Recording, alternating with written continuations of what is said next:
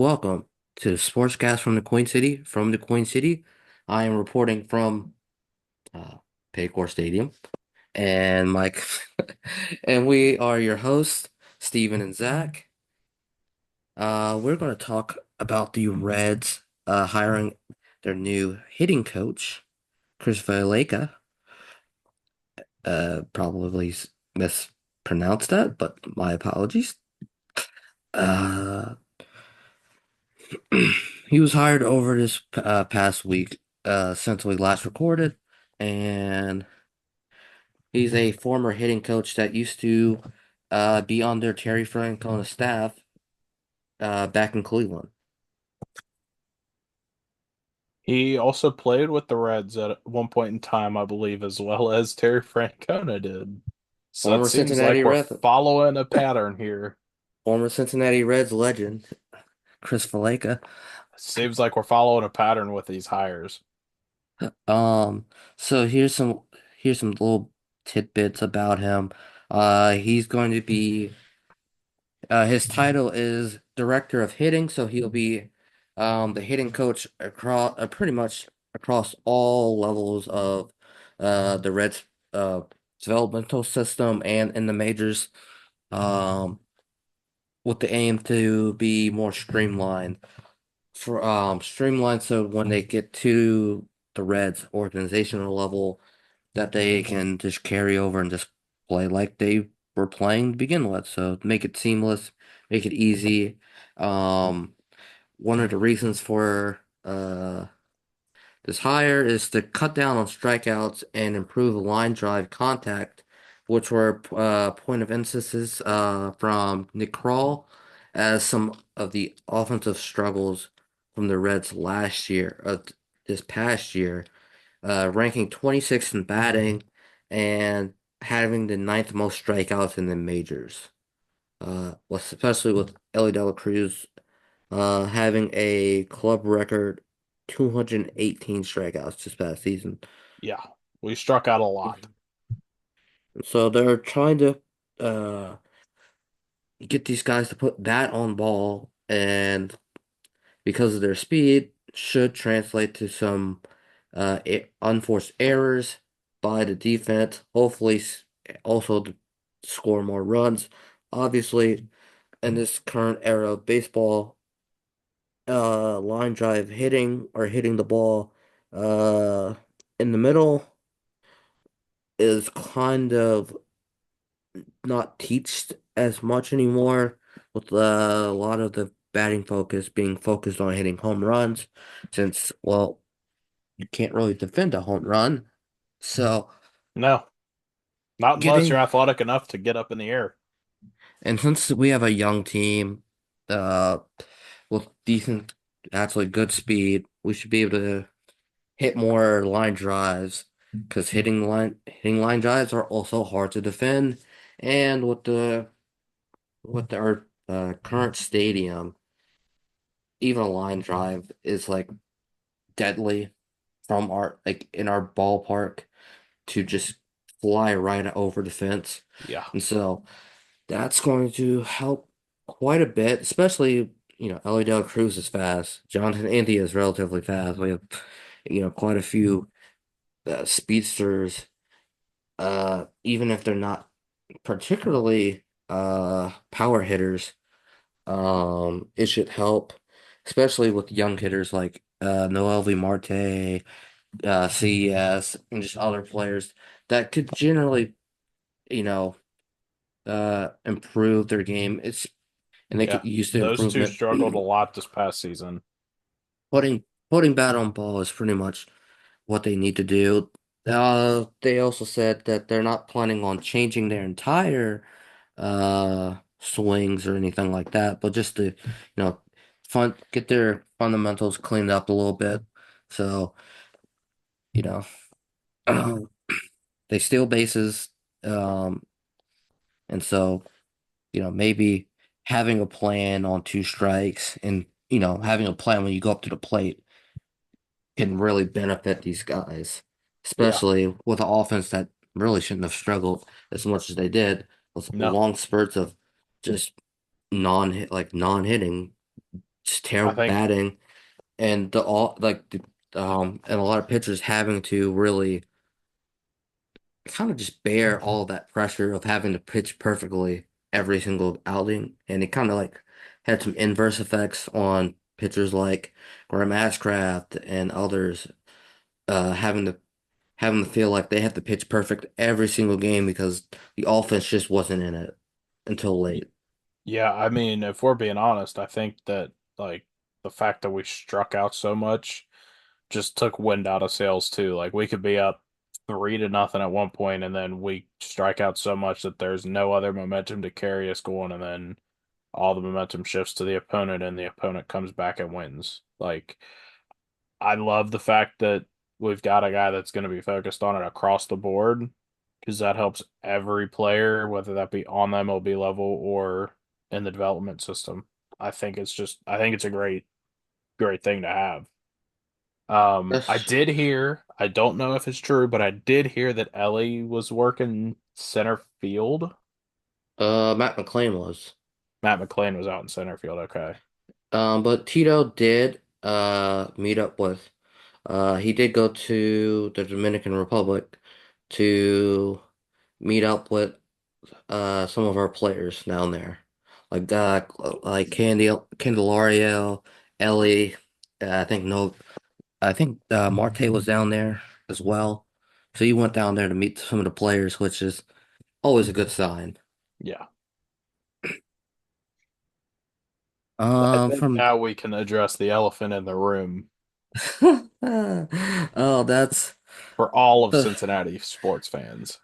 yeah, it's been with all the good comes some of the bad. The bad being the Eagles blew out the Bengals, and another loss And a at home four for the rushing Bengals. touchdown performance from Justin or Jalen Hurts. This also marks a 0-4 start at home for the Cincinnati Bengals. Obviously, losing four of your home games does not signal, playoff aspirations or Even though even championship aspirations. the playoffs are still in a chance for the Bengals. It's just it doesn't They're bode well. they're in like almost an impossible state of Yeah. having to win 7 of 9, Yep. which I mean it's technically it's doable, but is it is it actually doable for this Is it team? This feasible? It's not seeming like it. Yeah, this team got off and scored a touchdown, and then the Eagles kind of just roared back and said, They "No." had them in the first half. The Bengals had them dead to rights in the first This half. was this was an Eagles team that was in the same boat as the Bengals, with Nick Sirianni's head pretty much on the line for this game, and they responded by giving him buying him a couple more weeks at the Yeah. very least. And so this also brings up the question of, Joe Burrow's playing the best ball of his, arguably of his entire career. And the team is Not where they're winning. at. They're not winning games. They're they look Not winning games that they should be winning. they look like, well, what their record portrays them to be as a bad football team, unfortunately. 3-5, can't run the ball at all. This team has lots of uh problems to say the least. It's a very flawed team that seems to be, hey, Joe, Jamar, please save us. Yeah. I've tried to be as a defender of the coaches as much as I can, other than this year with Lou Anarumo. That, you know, but I think it's about time we address the fact that, maybe it's time that Zach Taylor either gives up the play calling, which is something I think he should do, uh, or you just part ways with Zach Taylor. As much as I've loved what he's done for the Bengals, getting them to this point, I think it might be time to just look at another option. And I also think that it's time for Lou to possibly go because there's the fact that the defense performed so badly in the second half is crazy. Like I couldn't comprehend the stuff that the defense was letting up this past Sunday. It blew my mind. I don't know what else there is to say because there's stops that the defense should be making, but they don't. And then there's plays that the offense should be making that they don't. There's plays that the offense is basically telegraphing and they still run the plays. They don't run any ball, they don't run much play action off of what should look like a very obvious run, but they don't do any play action off of it. There's no fakes or anything in the offense from what I've seen so far. It's all either just basic passing or like basic pass pro or running the ball. I have seen very little play action. There's some screens every now and then for receivers and running backs, but you gotta have a more versatile offense. The Chiefs are a very versatile offense. They use every position to their best potential. Mike Gesicki hasn't been used all that often this year, and he had again the Bengals had another possible catch of the year with Mike Gesicki this past Sunday. Like Mike Gesicki is talented. He's a very good tight end. You gotta use him. He's very good. I Uh, don't know why they don't use him more. I also want to mention that the three wins that they do have are against teams that aren't good at all. Um, the Panthers, uh, the Giants, and the Browns. Fielded a team with Andy Dalton, uh, a long time a now a backup but former Bengal. Obviously that organization is a mess. The Giants, they have Danny Daniel Jones. Dimes. They have Daniel Jones as their quarterback, Danny Dimes which is something to behold every single time. And then the Browns two had a quarterback Deshaun cha Watson and yeah. had two quarterback injuries within the same game and had to throw Jameis Winston out there pretty much unprepared. And it seems to be that their offense is performing better without him. So these wins currently are, you know, they just, they're good to have wins, but they're also like not good wins. Yeah. And they also have future opponents of the Raiders this Sunday, at the Ravens, at the Chargers, the Steelers, the Cowboys, the Titans, Browns, Broncos, and Steelers to finish out the season. Um, and a lot of these teams are either good or question marks on what they actually are. Other than, Well, well, some of them are just bad football teams, but well, at least one of them is a bad football team, yeah. or two of them are. Uh, If we're gonna be honest with the here, two bad football teams being the Cowboys and the Titans, we don't know what the Cowboys are going to do or even be by the time December rolls around. that's also a Um, game that's on Disney Plus and ESPN Plus with The Simpsons, and the Bengals are Bart. Bengals are Team yes. Bart, Cowboys are Team Homer. I don't know what that means. I just saw the graphic earlier today. It's going to be an entertaining game. I might actually check out that alternate broadcast because the alternate broadcasts are pretty entertaining in and of itself. Now, if you Um, remember, Steve, the week of the Ravens, after the episode we filmed after the Ravens game, I did my 5 game prediction. So far, I'm 3 for 3 on this prediction. They beat the Giants, they beat the Browns, they lost to the Eagles. And then I predicted that they'd beat the Ravens and possibly lose to they'd beat the Raiders and then the Ravens is possibly just depending on who shows up and how they play. So I got 2 more games to see if I can go 5 for 5. do you think they make the playoffs currently with No, their record? no, unfortunately not. I want to say they squeeze into the wild card, but the way that the defense has been performing, I'd rather us just not make the playoffs and have to struggle with that defense.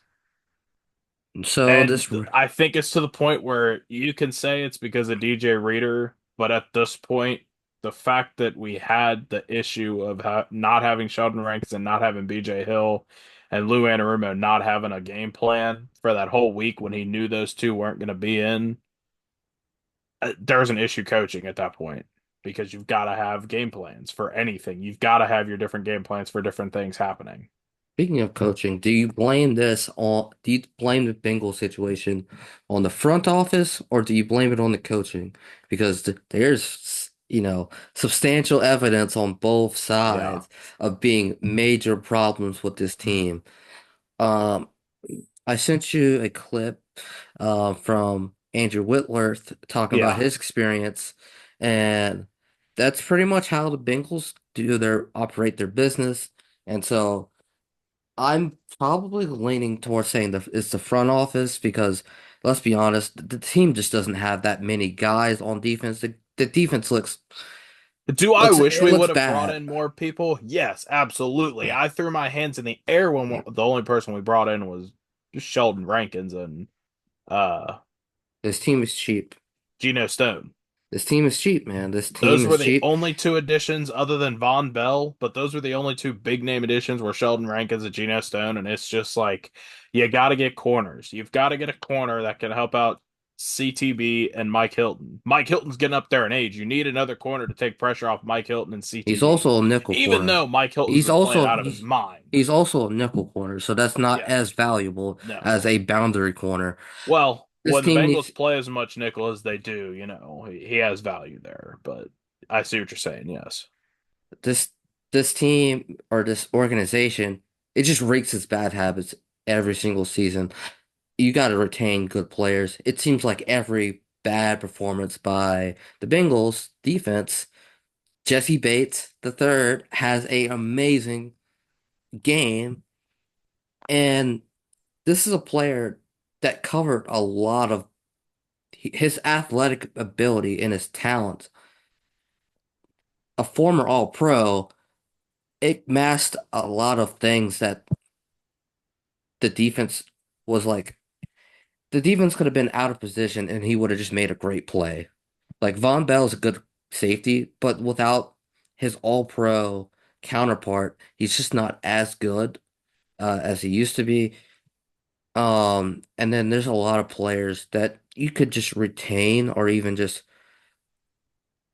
pay some of the players like T. Higgins, he's going to be gone after this season, more than likely. Jamar Chase, he might not even want to stay here next season because of all of all the minute and the silliness that the ownership is bringing to contracts. You got to pay your guys. Like it seems that Mike Brown is kind of taking a step back, and the Blackburn family is kind of they're trying to play hardball. It's like you're gonna have to pay Jamar Chase even more money after this season. Just get it over with. Well, it may also depend because we don't know how. I mean, Mike Brown ultimately has to sign everything. He has the final say over stuff. So we don't know how much is Katie Blackburn versus Mike Brown in all honesty.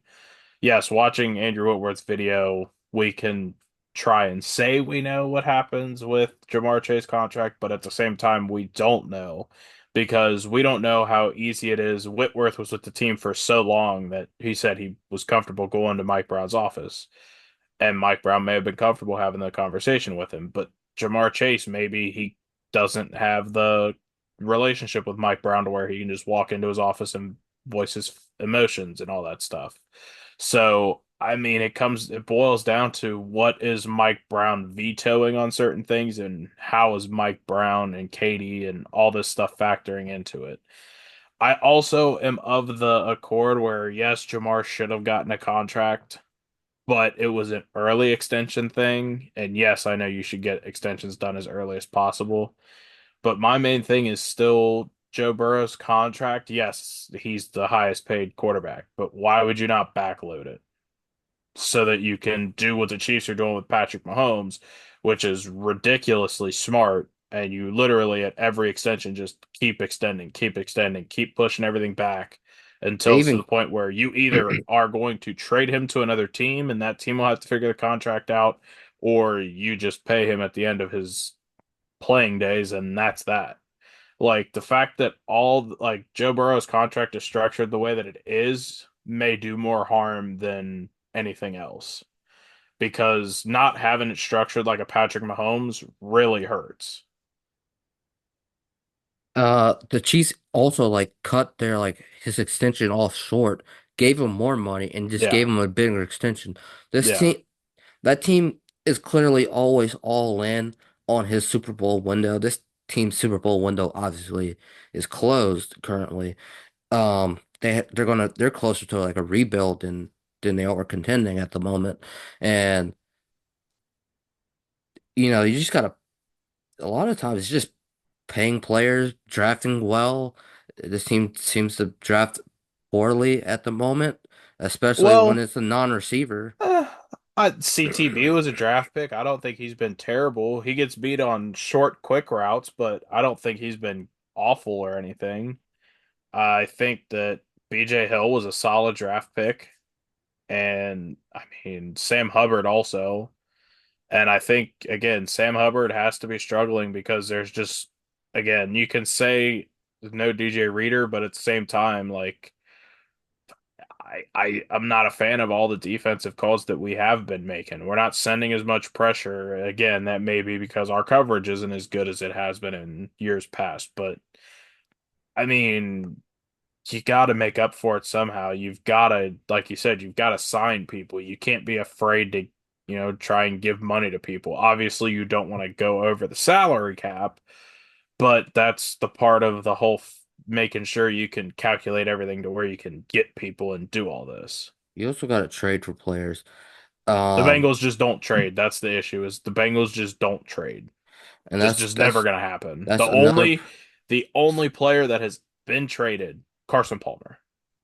and that's another problem. The Chiefs went and got themselves another linebacker and a receiver to help themselves out. The Ravens also got themselves another receiver to help themselves out. They're pushing for a championship. They're continuously pushing for championship year in year out because they believe in their quarterback and they're wanting and willing to just do whatever it takes to win a championship. My only issue is the only two players that I saw that teams were even interested on the Bengals were Trey Hendrickson and T. Higgins. Yep. And I don't know if you're going to get a Trey Hendrickson for a Trey Hendrickson in the trade deadline. Well, obviously you're not going to get a lot of you're not going to trade a player for a player. In most cases, you're going to probably get draft capital. But the issue is with his age, you're not going to get much draft capital out of him. Yeah, he's top five, if not top 10 in the defensive stats for DNs, but I don't know if he's going to get that much draft capital. Now, in the Um, draft, I could see possibly T. Higgins get traded for draft capital in the upcoming draft, but that's a big if. you just got to stack draft capital on top of draft capital because you never know what that draft capital could possibly lead to. A couple of 6 round picks could lead to a fourth, um, and Look so at on San and so forth, Francisco. and so on and so forth. San Draft, Francisco turned it into CMC. yeah, getting draft picks helps further facilitate trades for other draft picks, higher draft picks, even better players. Um, Draft capital kind of, it gave, I'm trying to think. Um, it I mean, helped the most facilitate obvious one is CMC CNC. because no one expected him to get traded from Carolina, and he did, and he went to San Francisco for a boatload of picks. Also the Brian uh, Burns, also the Eagles. Eagles trading. They had a bunch of draft picks. AJ Um, Brown, Trading for AJ Brown. There's Brian other Burns case. going to the Giants. That's another case. So draft capital is pretty much the premium currency in trades. Players not so much. They're usually for teams that are really, trying to win now, win that year. So you're not going to see as many trades. So I could see a Trey Hendrickson. I mean, if the Bengals, and the Lions are like willing, they could trade for a Trey Hendrickson. They could trade for, other edge rushers. You can net. you're never you can never have enough edge rushers, especially for a team as good as the Lions right now. They need to win a championship, it seems like. And honestly, you know, two, butt whoopings that they dished out the past 2 weeks against the Cowboys and the Titans, it seems like they've hit their full stride and that you know, all they're missing is that edge rusher since Aiden Hutchinson went down.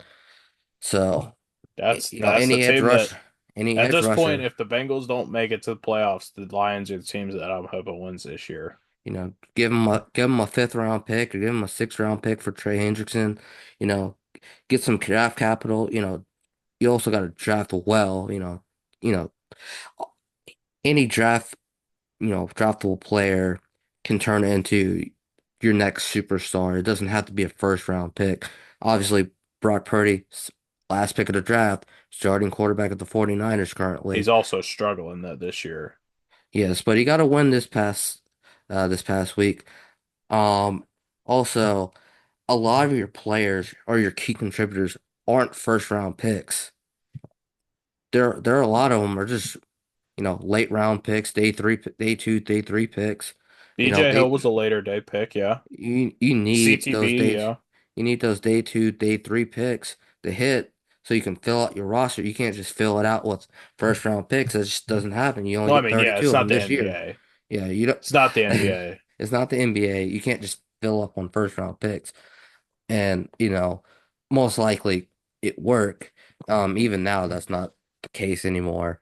Obviously, with, a lot of the first round picks being busts, but you need to draft well to fill out your roster. And this roster just, especially on the defensive side, it's just not good. I mean, there's talent. There's talent on both sides of the ball. But they need production. Yeah. And But so I mean, again, like the offense has had questionable play calls. Like third and four, and a team is expecting you to run the ball, and you run the ball, and they blitzed because they knew you were going to run the ball. I Like don't have any problems there's, with the offense right now because they're I know they've been carrying, they've been obviously. they've been That my care issue is only with like certain play calls and situations where it can change the game or improve the standing for the team. And it's just they seem to be bad play calls at the time. Yeah, they seem to be in a good spot offensively. Lou It's just the Anarumo deer. seems that he just gets out coached in certain teams or something I like that because I that's think part of ridiculous. I think the biggest problem is he just doesn't have the guys, unfortunately, that he used to have, and it's kind of making it a lot tougher on him to do the play calls that he does want to do. But on a different note, I want to pivot to the big game, OSU versus Penn State. Obviously, In the house of the Nittany Lions. yep, in Happy Valley. That is a big time matchup. Um, One that I'm particularly looking at as a potential um Big Ten championship ramifications. Yeah, yes. I would agree with that wholeheartedly. Like that's the battle of who could possibly make it into the final 12, I think it is for CFP as well. Well, that and just getting to the Big Ten championship game. Um, there's not a lot of spots. Currently, there's a three-way tie in the Big Ten Conference for the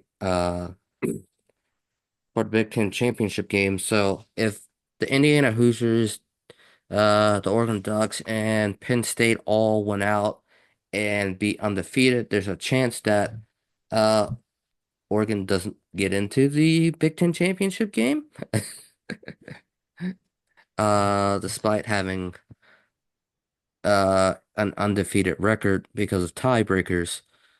Um, and Ohio State needing to get this win so they can climb into at least the third spot to hopefully, maybe force a Indiana loss down the road, or they just lose themselves.